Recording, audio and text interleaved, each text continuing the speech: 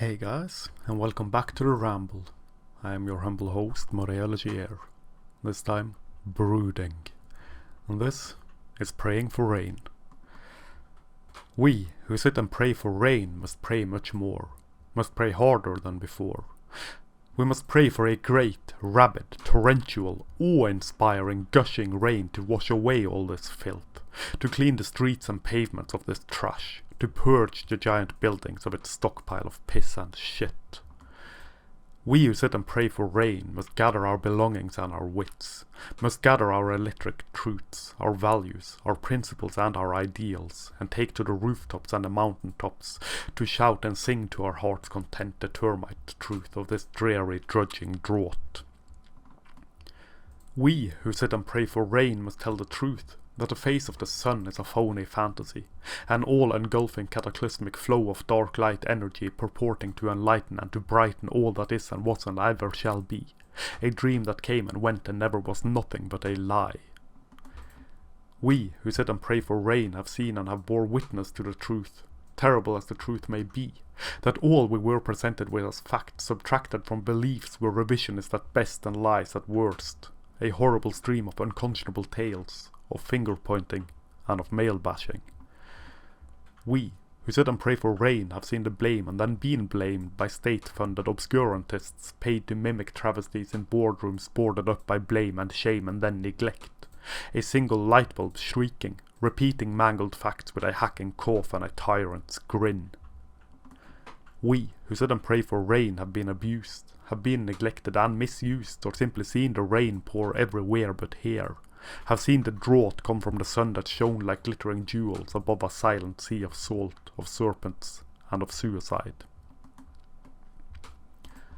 And so it begins. Story time is on. Legends turn to fact.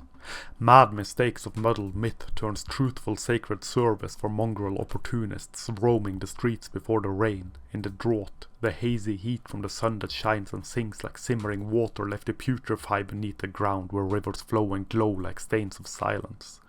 Like stains of weaponized silence, the necrotic and neurotic silence, the chosen silence raised like halberds against those abhorrent bastards who, caught, ensnared and trapped in partner violence or some other violent circumstance, never mattered and were of no mind to the villainy of hive-mind tacticians shining with the mad brilliance of the sun and the manipulative mannerisms of true political advisers. And so it begins. There are no truths no more. The mad ravages of manipulated time and history saw to that as it sawed through the rotting corpses of men with bone saws and left the pieces that came off to rot and stain the floor with blood from invisible and undocumented partner violence. Acting as though acting like a victim is enough to be a victim in a society so focused on saving and helping and protecting men that men are arrested when men are abused, presumed to be the abuser and not the abused. Presumed to be guilty with neither a care nor a worry for his wounds and his 1,000-yard scars, his bleeding mouth that scream his pain into the flaming face of the sun, doomed forever to be ignored, to be cast away, to be locked away and to be forgotten, caught in the web of free-form fantasy from whose tantalizing Duluth tentacles he shall never escape. And so it begins.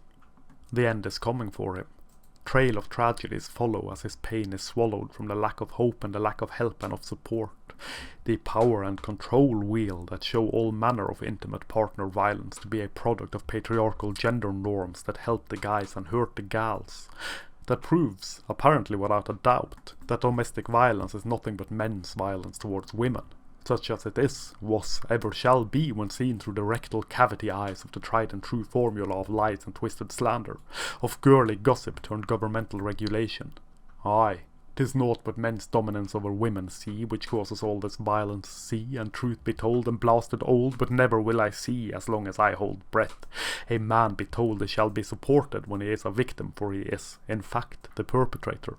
This is proven by his masculinity. No other proof is needed than for him to be a man, stronger and more resilient than a woman by far. And so it begins.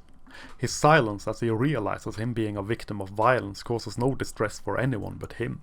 as he realized that there is no help nor aid nor support to be found in the great gulf made by the draught, that the draught is abysmally and magically declared to be proof that there is something wrong with how he processes his emotions and his grief, and so his masculinity is to blame for him being silent due to shame. And so it goes, the wheel of power and control, devouring all and draining the land of fertile ground on which to sow the seeds of conscious or unconscious empathy.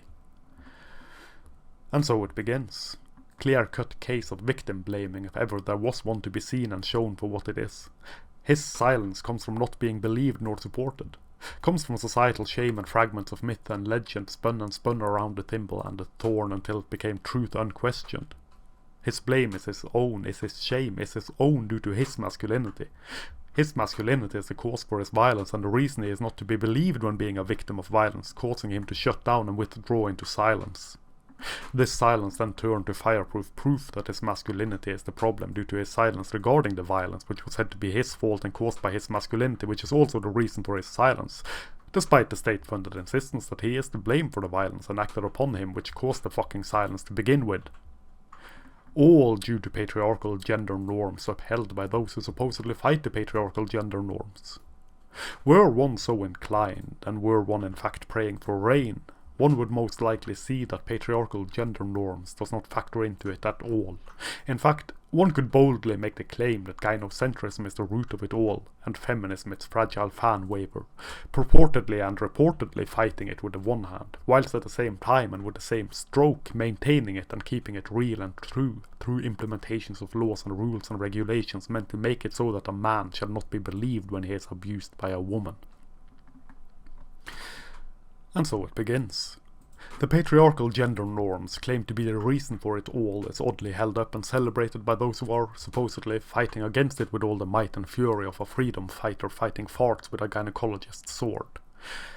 If the patriarchal gender norms are the norms that claim men cannot be made subject to violence by women, or the norms that make it so that men shall feel shame when seeking help, or any other malignant tumor gnawing at the guts and lives of men for that matter, why then, pray tell, are the ones who supposedly fight against these oh so oppressive and terrible patriarchal gender norms the same ones who embrace it so, while simultaneously pretending that it is not their fault but the fault of men even when championing the laws and the models that make it so? The Duluth model of domestic violence is but one example, the lack of shared parenting following divorce another. Mothers are presumed the best parent due to patriarchal gender norms is the claim they made because, of course, men are to blame. Yet feminist organizations and women in general fight tooth and nail and kicks to the balls against a default 50-50 with all the muster and ire that can be concocted in the flaccid, impotent minds of the emotional reasoner. Nothing is truth until the truth is spoken by those who wield the monopoly on truth. The silver bullet divorce tactic, claim abuse and be believed. For women must always be believed, and men shall never be believed by anyone but we who pray for rain. A man is always violent, always controlling, always domineering and dangerous, say the gawkers and the onlookers. A woman cannot be violent, cannot be controlling, cannot be domineering or dangerous, say the flapping mouths and flopping heads. And if she, by some strange possession by a masculine spirit, is, he can restrain her, he can control her, he can defend himself against her, for he is bigger and stronger and able to ward off blows and knives and bullets, able to fence off pots and pans and light fixtures. He has the uncanny ability to tolerate a savage blow to the head with whatever improvised weapon should be at hand. He is able to survive being run over by a car or other such small and petty acts that are of no consequence. And not taken into consideration is, of course, the frail and fragile fact that he cannot possibly protect himself against any onslaught. For if he does, he will be believed to be a perpetrator of violence and she will be believed to be a victim. All she has to do is show some scars, some bruising, some this or that or the other, and he will lose his all, and he will not be believed, and he will be made subject to the full penalty of law for daring to defend himself against abuse. All patriarchal, you must understand, despite being put in place and into law and into procedure by the ones who fight the patriarchy, see? What a strange and twisted world these troglodytes have made for us all, and for themselves. Although, of course, when reasoning with emotion rather than reason matters little and emotion matters over all, which makes sense to the emotional wrecks and the neurotics. What matters is not the reason for it all. What matters is what it feels like for them all. And what it feels like is that it is the fault of men, in the guise of the patriarchy, that the Duluth wheel of power and control tell us all that only men can be abusers and only women be victims. It feels as though it is the fault of men, and excuse me princess, I mean the patriarchy of course, because these cretins have been conditioned to believe that all that is bad in the world, all that is unequal or can be perceived as such, is the fault of men, even when it is from the hands of a woman, or several women. Oh, but we wish for and we pray for rain, a rain of empathy and understanding, to fill the gulf dug in the sand from drought where once our crops were to be harvested and enjoyed, to be believed and not merely thrown aside when sharing stories and telling truths to the sun that shine on all but us. This does not mean grabbing the oh so hip and trendy identity of a victim, to become a victim forevermore. A victim mentality is to be torn down and thrown to the wolves and the fires and flames of hell. It means to be believed and be supported when having actually been a victim of something, rather than being blamed for it for naught but being men. No more of the nonsensical victim blaming that is toxic masculinity, fragile masculinity, grunt and guffaw, cataclysmic detergent, abysmal manhood, shaming and naming and blaming all but that which is to blame. Filth and fiery fucking fury, I say, as I pray for rain. And that, I think, was that for this ramble. Thank you very much for listening. I hope you enjoyed it more than my previous ramblings. Please check out the links down below, should you wish to support my blog, my channel, my growing insanity. And please stalk me on social media. And that is that. I am your humble host, Maria Legier, signing off.